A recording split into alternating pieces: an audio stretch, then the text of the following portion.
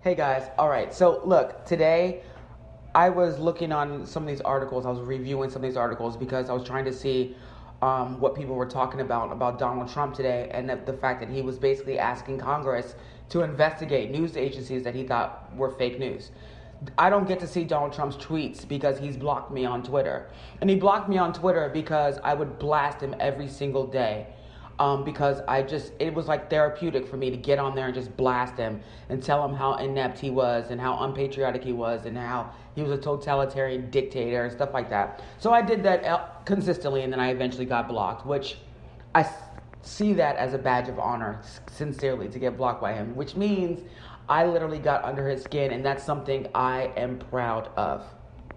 But nevertheless, this man had the audacity, and I say audacity a lot and nerve a lot because those are just words that I use. I mean, I use them interchangeably, but they're semantically the same, obviously. But he had the audacity to basically ask Congress why they are not investigating news organizations like NBC, because he's upset about what happened with the investigation.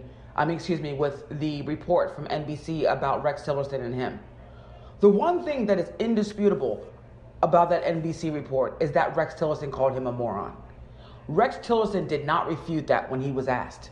He never once said, oh, you know what? That is wrong. I would never say that about the president. I love the president. I never, whatever. He was saying all kinds of other flowery and, supporting type words, but he wasn't saying, and he never, unequivocally, I didn't say this. He had one of his spokespeople say he didn't say it. But that's never him saying he didn't say it. And it's more important for him to say he didn't say it because he's the one that they're accusing of saying it.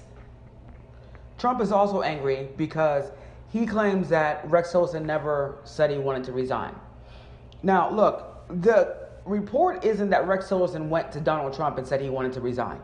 That's not the report. The report is that the vice president, Mike Pence, had to convince him not to quit or to work with the president. Try to work with the president. That's what he was basically trying to do. Okay, that's what the wording is. Go work with the president. Go work with the president. Even though we really don't have one right now. But nevertheless, you know who I'm referring to. So that was basically the report. The report wasn't that Rex Tillerson went to Donald Trump and tried to submit his resignation. What Donald Trump is really upset about right now is that he got embarrassed. And he knows that Rex Tillerson called him a moron, and he's humiliated. And the reason why he's humiliated is because the person you appointed him, the person you appointed thinks you're stupid.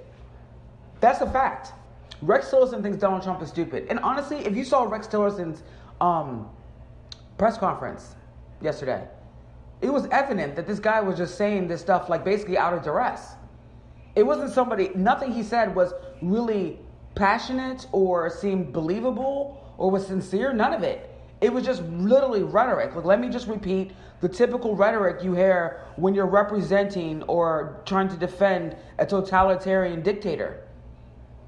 Because this is a dictatorship. When you have the president of the United States basically saying that news organizations should be investigated because you don't like what they report, I don't see any difference between that and North Korea in terms of how the country is basically a singular, solitary, under solitary control. I don't see any difference between North Korea and the United States if that's the kind of country we're going to live in. Look, I think the mainstream media is full of shit constantly. They push agendas, they lie, they're disingenuous, they kind of attempt to encourage people to believe certain things. They only report on the things that they want to push forward. So yes, the mainstream media, there are a ton of issues. And I'm somebody who's not in love with the mainstream media. That's part of the reason why I wanted to make this show, because I don't feel like the mainstream media represents me in terms of the way that they approach, these issues. I don't feel like they represent me. I don't feel like they get out exactly what I'm trying to say or exactly how I feel enough. Because obviously they have all these restrictions and they always have to be politically correct and they can't cuss, and I cuss like a sailor. I cuss all the time. Pretty much every lawyer I know cusses all the time. I mean, it's something that's ingrained in me, and sometimes it can be offensive to people because a lot of my shows, I'll be cussing up a storm. But the one thing that I can say is that I just lost my train of thought.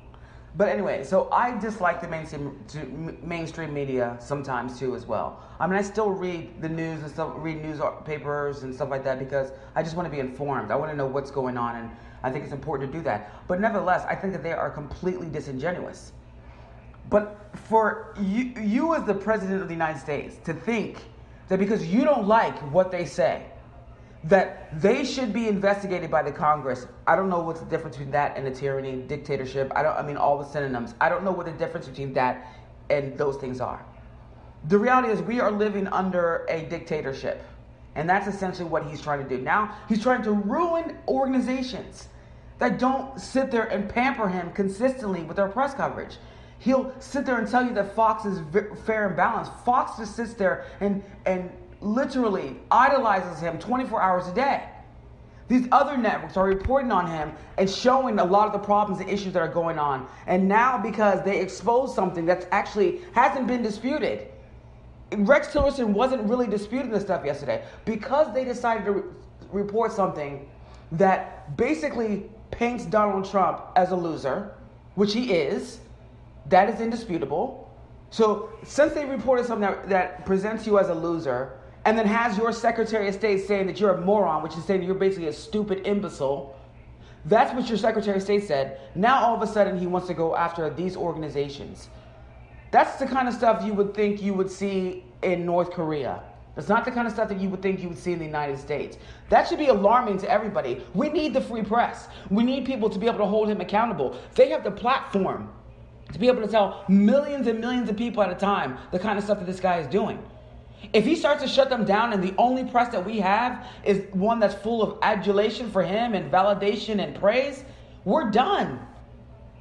So for me personally, when I saw that tweet, I thought it was so offensive and I felt like it was important that I say something today. I think it's time that we do not allow this man to continue to threaten institutions that are part of the fabric of this country.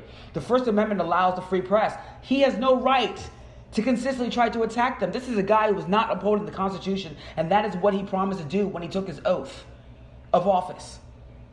The fact that he's not doing it substantiates what Rex Tillerson said. He's a fucking moron. Till next time.